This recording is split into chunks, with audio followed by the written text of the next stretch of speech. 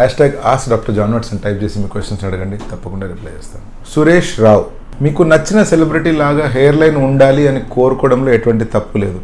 కానీ ఎప్పుడైతే hair line recreate చేస్తూ ఉంటామో అటువంటి టైంలో మీరు మీ హెయిర్ ట్రాన్స్ప్లాంట్ సర్జన్తో ఈ విషయం ప్రాపర్గా డిస్కస్ చేయాలి.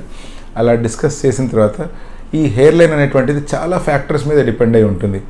సో మీ ఫేస్కి ఏదైతే సూట్ అవుతుందో, మీ ఏజ్కి తగ్గట్టు ఏదైతే సూట్ అవుతుందో, అంతేకాకుండా మీ తల వెనకాల భాగంలో ఎంత డోనర్ ఏరియా ఉందో వీటన్నిటిని బేస్ చేసుకొని మీకు ఒక ప్రాపర్ హెయిర్ లైన్ అనేటువంటిది ఇవ్వచ్చు. బట్ మీ ఫేస్కి మీరు చూస్ చేసుకున్న సెలబ్రిటీకి ఫేషియల్ ఫీచర్స్లో చాలా తేడా ఉన్నప్పుడు మీ హెయిర్ స్టైల్ ఎగ్జాక్ట్గా మ్యాచ్ చేయడం కష్టం.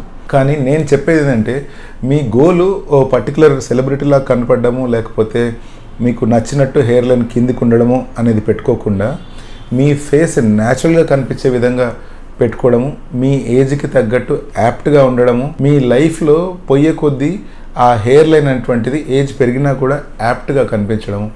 మీరు కనుక మీ ఫ్రెండ్స్తో కలిసి కాన్వర్జేషన్ చేస్తున్నప్పుడు కానీ, లేకపోతే ఏదైనా ప్రజెంటేషన్ ఇస్తున్నప్పుడు కానీ, లేకపోతే కొత్త వాళ్ళని కలిసినప్పుడు కానీ మీతో మాట్లాడే వ్యక్తులు మీరు చెప్పే మాటల మీద ధ్యాస పోవాలి, కానీ మాటికి మీ హెయిర్ లైన్ వైపు వాళ్ళ ధ్యాస వెళ్తుంది అంటే డెఫినెట్గా మీ హెయిర్ లైన్ న్యాచురల్గా లేదు అని అర్థం.